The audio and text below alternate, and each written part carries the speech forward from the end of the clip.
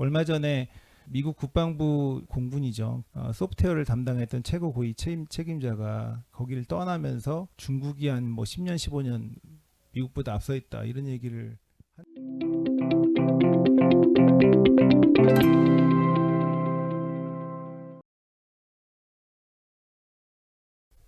안녕하세요. 방금 소개받은 한국국방연구원의 심승배입니다.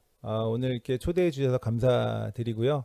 오늘 주제가 국방과학기술이 가져온 혁신에 대한 이야기입니다. 과거부터 현재까지를 한번 살펴보고 이제 미래에는 어떻게 될 것인지를 한번 이야기 나눠보는 시간으로 좀 준비를 했고요.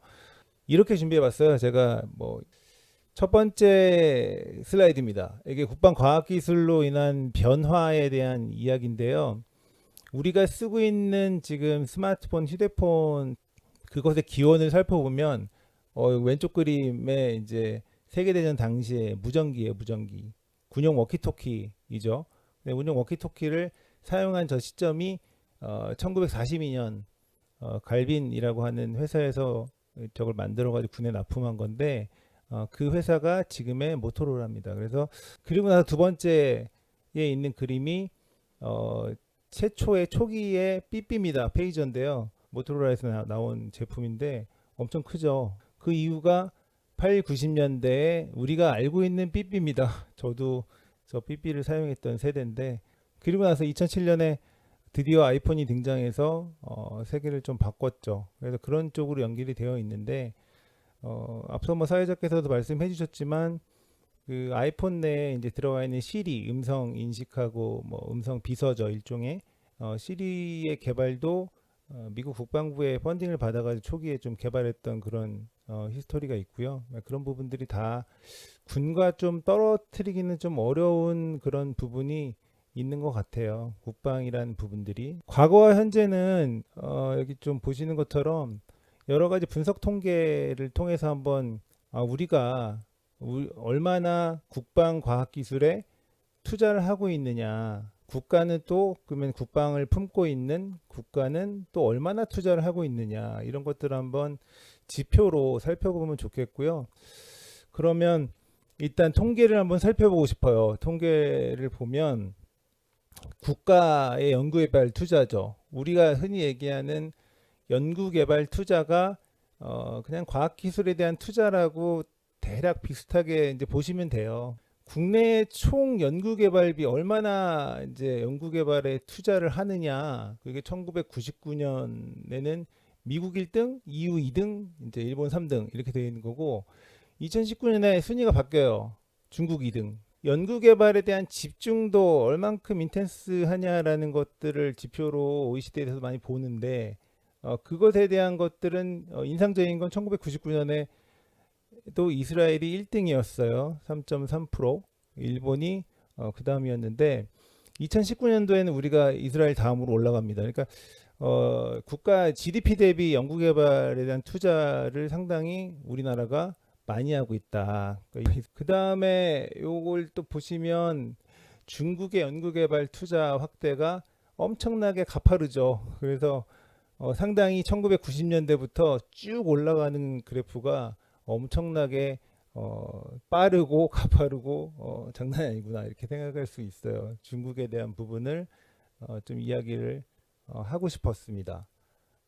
그리고 이제 연구개발 집중도에 대한 이제 거를 한번 또 살펴보면 연구개발 집중도의 그래프가 저 위에 이제 쭉 우리가 이스라엘 따라가는 모양새로 되어 있는데 중국도 만만치 않다라는 거를 이제 보실 수가 있어요. 중국도 만만치 않게 GDP 대비 연구개발의 비중도 높여가고 있고 이미 연구개발에 대한 투자비는 2등을 달리고 있는 중국이 상당히 위협적이다라는 거는 이거 통계만 봐도 이해를 하실 수가 있을 것 같고요. 이번에는 국방 R&D 투자에 대한 거를 정부와 국방 관점에서 한번 살펴보면 좋겠는데요.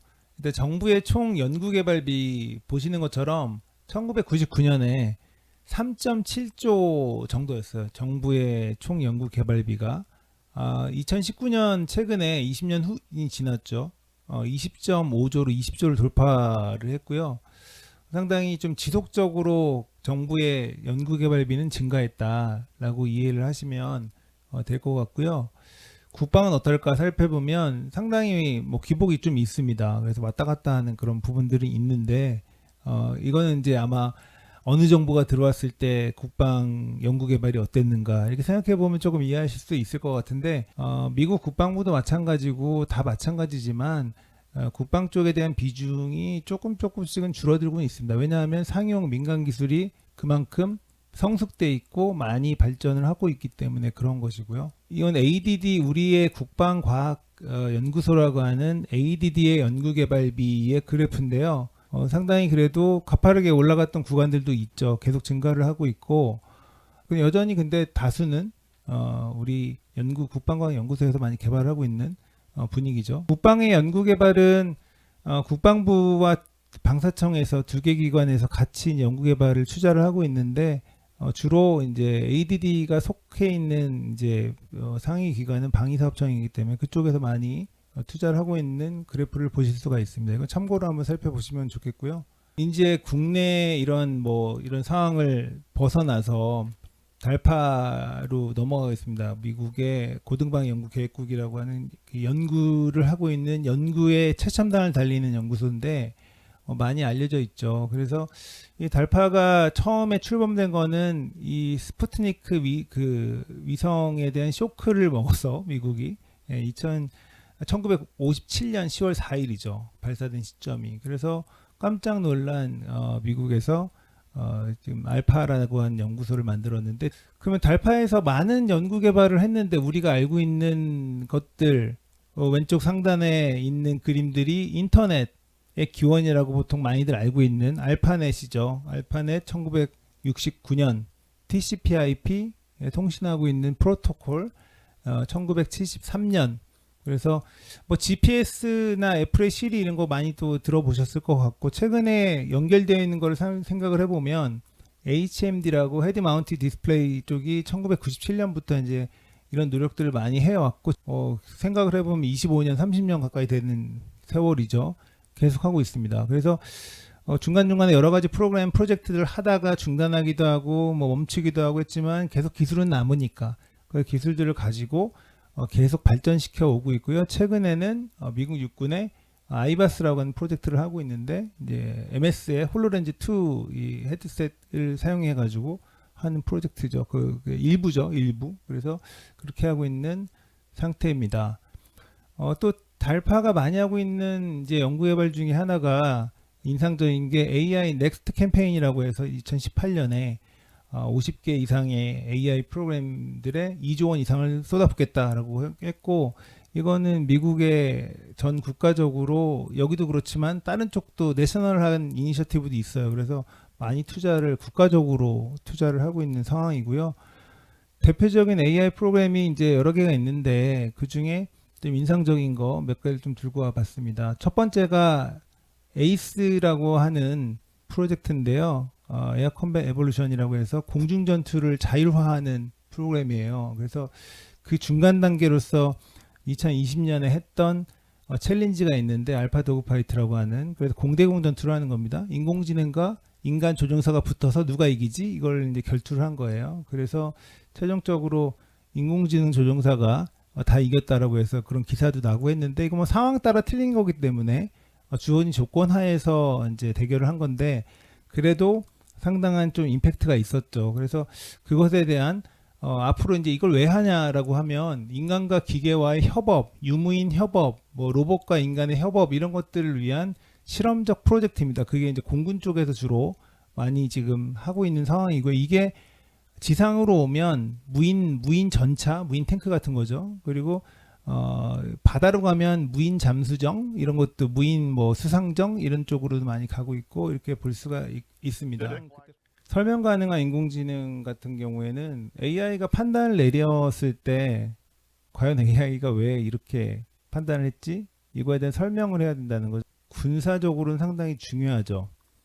적이 있는데 이런 적을 만나면 쏴라 예를 들면 이런 것들을 생각할 수 있겠죠. 그러면 AI가 자동으로 뭔가 자동 소총 같은 거를 만약 설치해 놓는다고 한다면 걱정이 되죠, 당연히. 그러니까 이런 미션 크리티컬이라는 보통 용어를 쓰는데 이런 업무 분야는 국방같이 설명 가능한 인공지능, 설명 가능성, 투명성 이런 것들이 되게 중요하다는 거죠. 그래서 그런 거에 대한 프로젝트를 달파에서 일찍이 착수를 했고 우리나라 지금 하고 있고 그렇습니다. 이런 부분들이 앞으로도 계속 특히나 우리 같은 국방 분야나 또 특수한 그런 분야들 좀 중요하다고 생각이 됩니다. 이런 분야. 또 하나 살펴보는 게 이제 아까 두 가지 프로젝트 말씀드렸는데 이거 좀 인상적이라서 또 추가적으로 넣었던 건데요. 그렘린이라고 하는 프로젝트입니다. 이건 여기 그림 딱 보시면 이게 2015년 당시에 우리로 얘기하면 제안 요청서 입찰 공고 이런 느낌인데 현재는 왼쪽처럼 저렇게 막 전투기가 날아가가지고 폭격하고 타격하고 뭐 이런 식의 분위기인데 오른쪽 보시면 저기 호스트라고 하는 C-130 수송기가 날아가다가 좀 멀리서 근처까지 안 가고 멀리서 작은 소형 무인 항공체 드론 같은 거를 발사합니다. 발사하면 여러 대의 다수의 그 소형 무인 항공체가 날아가죠. 날아가서 뭔가 위협적인 요소를 제거할 수도 있고 폭격을 하거나 할 수도 있고 아니면 탐지를 하거나 이렇게 사진을 찍고 오거나 감시하거나 이런 걸 할 수 있는 미션을 수행한 다음에 다시 돌아오는 거예요. 다시 돌아와서 항공기가 아까 수송기 C-130 수송기 말씀드렸는데 수송기에서 그걸 회수해서 다시 또 본부로 복귀해서 다시 또 정비를 또 하고 다시 또 딱 출발해서 또 미션을 수행하고 그런 거죠. 두 번째가 최근이었는데 최근에 회수하는 걸 성공한 거를 공개했어요. 그럼 보시는 것처럼 저렇게 회수가 되는 거예요. 미션을 수행하고 나서 돌아와서 저렇게 케이블이 나와서 여기 딱 잡고 위에 올라가는 그런 모습을 볼 수가 있죠. 그래서 상당히 인상적이죠. 많은 부분에 좀 쓰이지 않을까라고 생각할 수 있을 것 같아요. 잠시만요. 그래서 달파일 프로젝트는 이 정도 좀 다른 것도 되게 많아요. 여기 지금 이제 화면에 있는 건 MIT의 아까 말씀드렸던 10대 기술을 매년 선정하고 있는 그때 2021년이죠. 표한 자료를 보면 뭐 비슷하긴 합니다. 뭐 RNA 백신에 대한 이런 이야기도 있었고 GPT-3 같은 초거대 언어 모델에 대한 AI 관련 그런 얘기도 있었고 디지털 컨트랙트 관련된 이런 얘기도 있었어요. 여기서 RNA 뭐 백신 뭐 이런 mRNA 뭐 이런 그런 백신 같은 이야기가 있었잖아요. 그것도 뭐 여기 오늘 자료에 넣지는 않았지만 우리가 모더나 백신이 DoD 미국 국방부에서도 많은 투자를 해서 성장을 했던 기업이라는 것을 좀 모르실 수도 있는데 어떤 그런 배경도 있습니다. 그렇게 많이 투자를 하다 보니까 이제 모더나도 백신을 빠르게 좀 만들 수 있었던 그런 계기가 됐다고 저는 보고 있는데 이건 MIT와 로스 알라모스 내셔널 랩 이런 것들의 장표를 제가 이게 준비한 이유는 과거에 MIT 링컨 랩 왼쪽에 있는 그 그림이에요. 최근에 며칠 전 기사가 나왔죠. 그 미국 국방부에 여러 가지 이제 과학기술에 대한 자문을 하는 기구들이 있는데 우리나라도 있지만 미국도 있습니다. DSB라고 하는 유서 깊은 위원회가 있어요. Defense Science Board인데요. 그래서 과학기술에 대해서 자문을 하는 정말 최고 전문가의 집단인데요. 거기에 체어 의장이죠. 의장으로 MIT 링컨랩의 수장이 글로 갔어요. 그런 형태로 뭔가 이쪽 MIT 링컨랩과 DoD 미국 국방부 간의 관계는 상당한 이제 관계죠. 물론 많이 미 연방정부에서 투자하는 연구센터 중에 하나가 MIT 링컨랩이기도 하고 DoD 미 국방부에서 지원하는 연구소이기도 합니다. 그런 역사가 있고 ADD 우리나라 국방으로 와볼게요. 뭐 우리나라 국방에 대한 이야기를 해보면 최근에 ADD 연구개발 성과 50선이라고 ADD 홈페이지에 가시면 보실 수가 있어요. 보시면 80년대 뭘 했나 살펴보면 지대지 유도탄 현무라는 거 뭐 이름 들어보셨을 분들도 있을 것 같은데 6년간 개발하고 예산이 한 저 정도 495억 정도 투자됐던 프로젝트였습니다. 이런 무기들이 개발이 됐구나 한번 생각을 해보시고 이 무기가 유도하는 것들이 어떻게 또 우리 실생활로 갈 수 있을까 또 한번 상상도 해볼 수 있는 기회가 되시기를 바라는 마음에 준비를 했고요. 90년대로 들어오면 지금 열상 장비 TOD라고 하는 것들이 있는데 그러니까 전방에 GPC, OP 지역에서 휴전선을 딱 바라보면서 뭔가 저기에 움직임이 있는 걸 열로 체크하는 거예요. 이상 부분이 있다 이런 거를 체크하는 그런 장비인데 그 장비에 대한 거를 저 당시에 개발을 처음 했죠. 하고 나서 또 다른 또 K9 자주포 많은 이야기가 나오고 있는 10년 개발을 그때 당시에 했었고 2천억 정도 넘게 투자했던 프로젝트가 되겠습니다.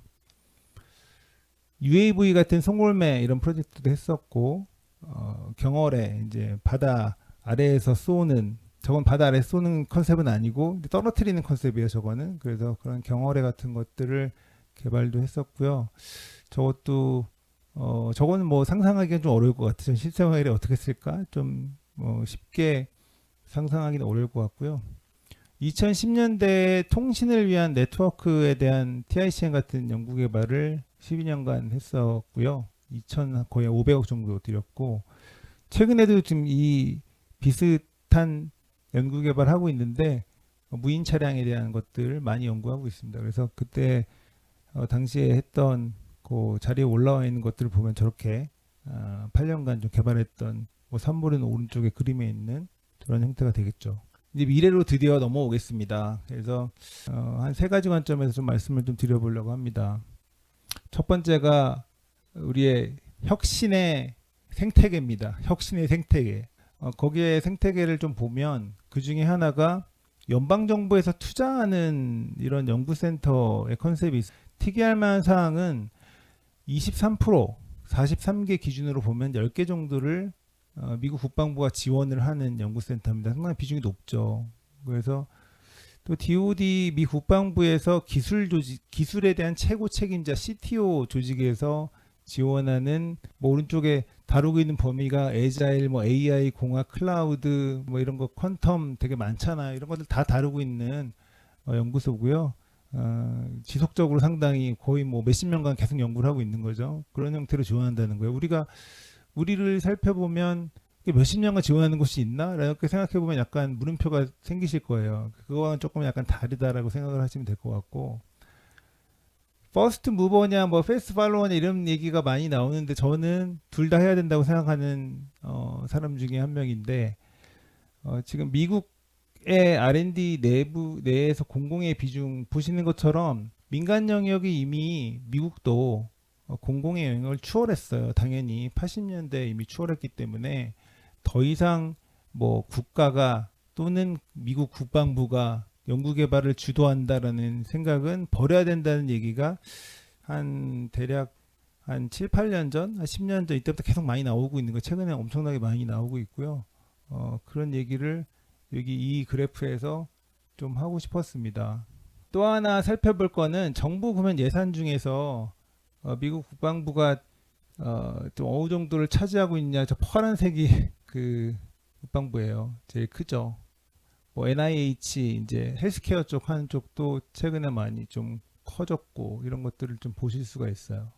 혁신 에코시스템에서 두 번째 이야기는 뭐냐면 다양한 혁신에 대한 동력 엔진이 있다는 겁니다. 뭐 우리도 어디가 있을까 이런 생각을 해보면 뭐 스타트업들을 지원하는 여러 개 기관들도 있고 뭐 혁신을 지원하는 뭐 지금 그런 기관들이 있다고도 생각이 들긴 하지만 어렴풋이 잘 지원되고 있는가라는 좀 생각은 있죠. 근데 2015년에 저희가 하나 뭐 사례를 살펴보면 좋은 것이 DIU라고 하는 조직이 있어요. 국방의 혁신단이라고 하는 실험적 조직으로 처음에 2015년에 시작이 됐었는데 실리콘밸리의 기술을 국방부로 가져오자. 그냥 단순한 거를 한 거예요. 둘 간의 기술 격차를 줄이자. 그리고 가져오자. 뭐 이런 걸 얘기를 한 거고요. 그걸 빠르게 하자. 그래서 문제를 식별했으면 야 이런 문제 풀어보자라고 했을 때 계약까지 2달에서 3달 내에 끝내. 그리고 그거를 기술을 도입하는 프로젝트를 해서 시제품이 나올 때까지 1년에서 2년 내에 끝내라고 하는 게 이들의 목표였습니다. 또 하나 이제 DIU랑 커플처럼 나타나는 조직이 있는데 그 DIB라고요. 국방혁신위원회도 같이 만듭니다. 그때 2016년에 같은 장관이 만들게 되는데 초대 의장이 이제 구글의 CEO를 했던 에릭 슈밋이에요. 그래서 또 새로운 의장이 지명됐는데요. 그 사람이 이제 마이클 블룸버그 그 뉴욕 전 시장이 지명됐습니다. 예, 그래서 그런 형태로 지금 저 위원회가 운영되고 있고 아까 DSB는 MIT 링컨랩 그리고 DIB는 블룸버그가 이제 의장을 맡게 되어 있는데요. 그들의 뭐 미션이 DoD 내에 혁신을 촉진하겠다는 그런 목적이 있어서 소프트웨어에 대한 프로세스, 애자일에 대한 연구도 했었고 AI에 대한 윤리에 대한 프린서플 이런 것도 연구를 했었고 그런 것들 발표하고 공청회하고 이런 활동들을 DIB에서 활발하게 했었습니다. 그런 역사가 있고요. 이런 다양한 엔진들이 너무 많다는 거예요. 이제 미국 국방부 우리가 뭐 따라가는 이제 시대는 지났다고 저는 생각이 드는데 이런 혁신의 동력들이 여기 보시는 것처럼 군별로도 있기도 하고 미국 국방부 내에도 있고 바깥쪽의 조직에도 있고 되게 다양하게 있다는 거죠. 그래서 그런 생각을 좀 해보면서 우리도 뭔가 혁신에 대한 그런 네트워크들이 좀 다변화되고 다양한 혁신 조직들이 생겨나가지고 서로 협업도 하기도 하고 따로 하기도 하고 이런 것들이 자유로운 그런 시대에 살면 어떨까? 뭐 이런 생각을 좀 해봐요. 그래서 이런 생각들을 좀 나눠보면 좋겠다라는 기분이 들고요. 또 하나 이제 빅테크와의 DoD가 어떻게 협업을 하고 있느냐. 빅테크 쪽이랑 한번 좀 인상적인 부분을 생각을 해보면 알고리즘전이라는 이름으로 시작돼가지고 시작된 프로젝트가 하나 있어요. 프로젝트 메이븐이라고 하는 프로젝트인데 AI 기술 활용해서 UAV가 촬영한 영상을 보고 그 물체를 디텍션하는 거죠. 근데 그게 구글에 아시는 뭐 그런 텐서플로우 같은 엔진 같은 걸 통해 가지고 학습시켜 가지고 뭐 하고 이런 것들을 하다가 중간에 그거를 하고 있던 구글의 그 직원들이 그 윤리적인 이슈 때문에 군사적 목적으로 우리 기술이 사용되다니 하면서 반대를 하고 시위를 하고 막 이래가지고 프로젝트에서 빠졌어요. 중간에 중단은 했고요. 재미있는 사실은 이걸 이어받아서 팔란티어나 이런 데서 이어받아서 하고 최근에는 뭐 MS나 이런 쪽도 들어가서 하고 있는데 또 더 재미있는 것은 최근에 또 구글이 클라우드가 엄청나게 지금 사업 규모도 크고 되게 그런 부분이 있어서 또 클라우드 쪽은 관심이 있다라고 해서 지금 참전을 해야 된다. 국방 쪽의 용도라도 이렇게 해서 지금 작업을 또 하고 있는데 좀 재미있죠 이런 게. VR, AR 쪽 이야기를 제가 드렸었는데 아이바스라고 하는 프로젝트가 지금 진행이 되고 있어요. 미 육군에 보시는 것처럼 저렇게 홀로렌즈 기반의 개량된 형태의 저걸 딱 쓰고 무기를 들고 이렇게 막 다니죠. 전장 상황을 인식하고 공유하기 위한 목적이고요. MS 홀로렌즈 2 기반으로 조금 개량해서 군사용으로 좀 쓰고 있는 구조입니다. 또 하나의 우리에도 삼성전자에서 미 DoD에 납품한 제품이 있는데 갤럭시 S20의 군사용 버전입니다. 또 이거는 최근에 많은 또 고민거리를 안겨주고 있는 그들도 고민하고 있고 우리도 고민하고 있는 문제이긴 한데요. 죽음의 밸리, 죽음의 계곡인데요. 테크 기업들이 중간에 초기에 펀딩을 받아서 열심히 뭔가 기술을 개발을 하다가 어느 순간에 후속 자금도 없고 뭐 여러 가지 한계로 인해서 또 대기업에서 또 뭔가 또 그걸 따라하기도 하고 이런 거로 인해서 그냥 계곡에 빠져버리는 이런 상황 어떻게 극복할 거냐 건져낼 거냐 이런 고민들을 많이 하고 있어요. 그래서 좀 기술력 있는 우리의 스타트업들을 특히나 뭐 저는 국방 분야에 있기 때문에 국방 분야 스타트업들을 어떻게 하면 생태계 좋은 생태계를 만들어서 와서 뭔가 기술력을 뽐내고 데모도 하고 뭐 선발되는 그런 기업들이 또 군에 기여하고 이런 게 좀 잘 돌아가면 좋겠다는 생각으로 이런 좀 밸리가 없어졌으면 좋겠다는 생각은 하고 있는데 그런 방법을 다각도로 좀 모색을 하면 좋겠다는 생각을 갖고 있습니다. 뭐 되게 좀 요즘에 걱정이 많이 되기도 하고 이런데요. 미국과 중국이 여러 분야에서 경쟁을 하고 있어요. 저런 보고서도 그 벨퍼 센터 하버드 쪽 케네디 스쿨에서 나왔죠. 얼마 전에 나왔는데 미국이 아직까지 기술력에서는 우위는 있지만 좀 불안하다라는 얘기를 많이 하고 있고 실리콘밸리 중심의 창업 생태계가 아직 건재하기 때문에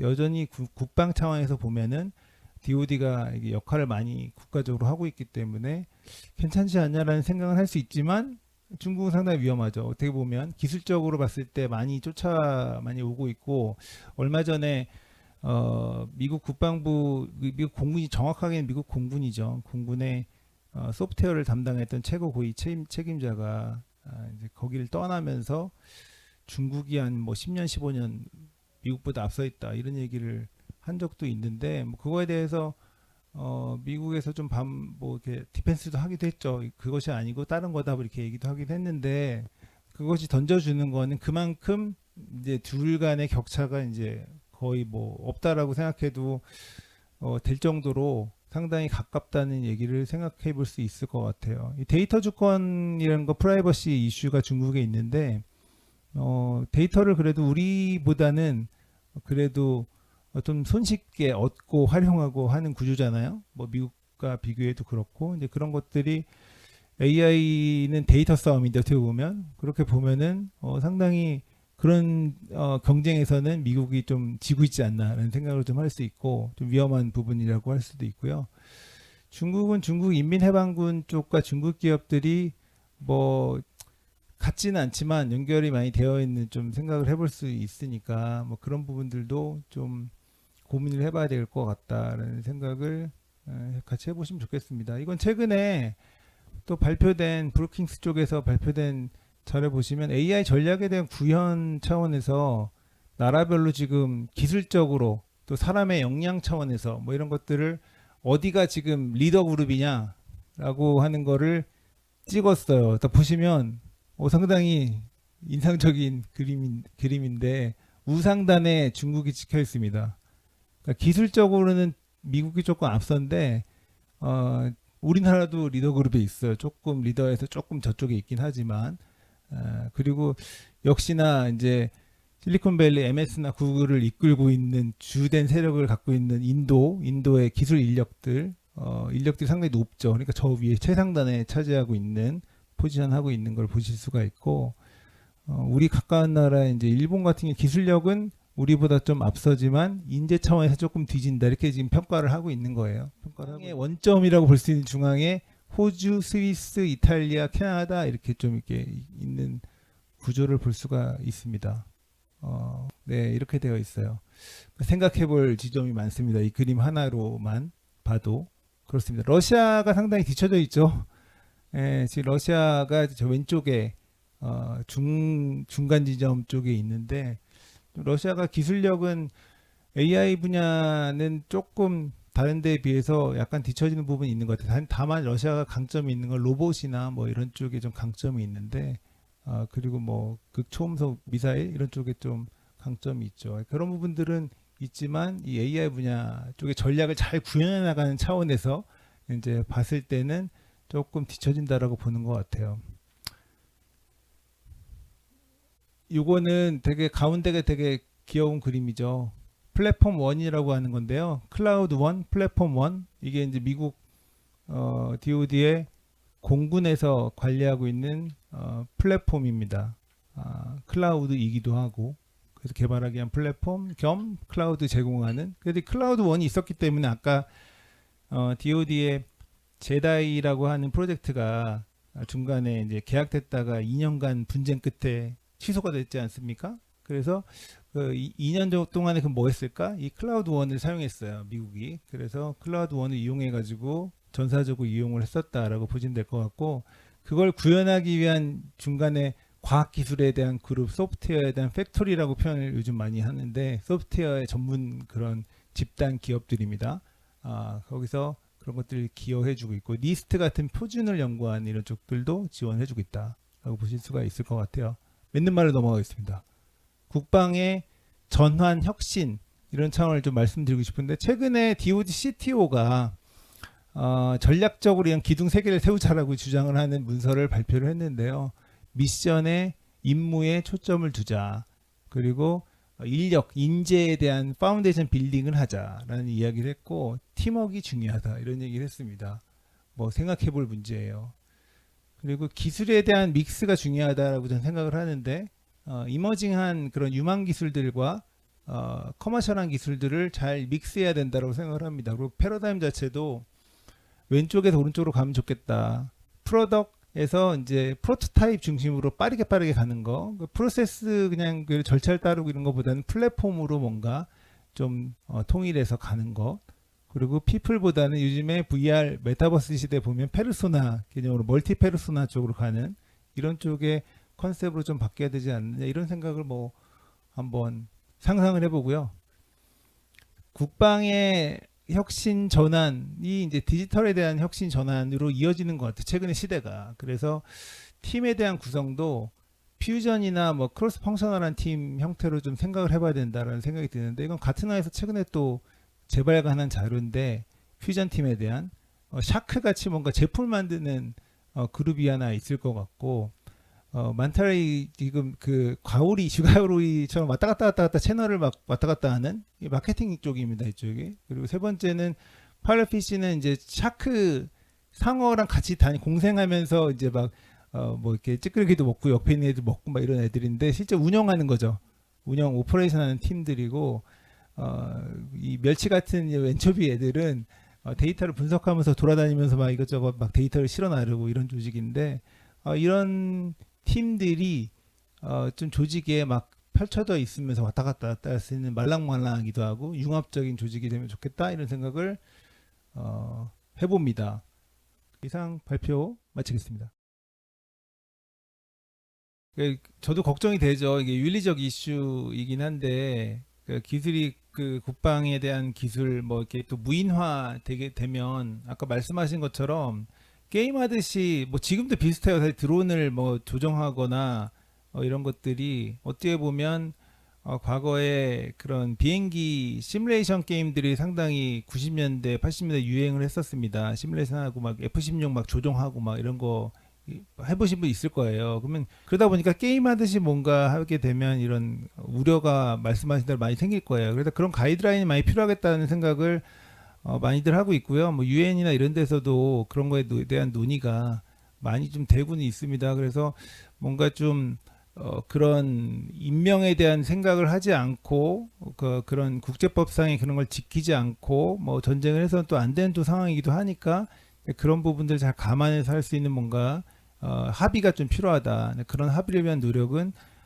한 번에 끝나는 게 아니라 계속 지속돼야 된다. 이런 생각을 하고 있어서 좀 많은 여기 뭐 참여하신 주신 분들 포함해 가지고 공감대가 많이 형성이 돼야 되고요. 특히나 우리나라 전체도 그렇고 세계적으로도 좀 공감대가 필요한 부분이라 말씀하신 대로 충분히 확대될 수 있다고 당연히 생각을 하고요. 뭐 지금 기술 중심의 군을 지향하고 있기 때문에 기술을 가지고 뭔가 할 수 있는 활동들은 그건 젠더 구분은 없다고 생각합니다. 당연히. 그렇지만 남녀의 뭔가의 그 물리적인 힘의 차이, 기본적인 차이가 있잖아요. 그런 것들과 관련된 일들은 뭔가 좀 차이가 있을 수는 있겠지만 기본적으로 우리가 PC 앞에서 일하거나 아니면 기술 중심으로 일하거나 이런 것들 또 정비를 하더라도 뭐 정비에 대한 것도 요즘은 뭐 이렇게 VR 헤드셋 같은 걸 통해 가지고 그런 가이드를 받으면서 하는 경우도 있고 힘이 부족하면 그걸 보태주는 기술도 있기 때문에 충분히 뭐 그런 건 젠더 구분 없이 확산될 수 있을 것 같고요. 뭐 그런 분들 많이 또 우리 군에 지원을 해주시면 좋겠다는 생각도 갖고 있습니다.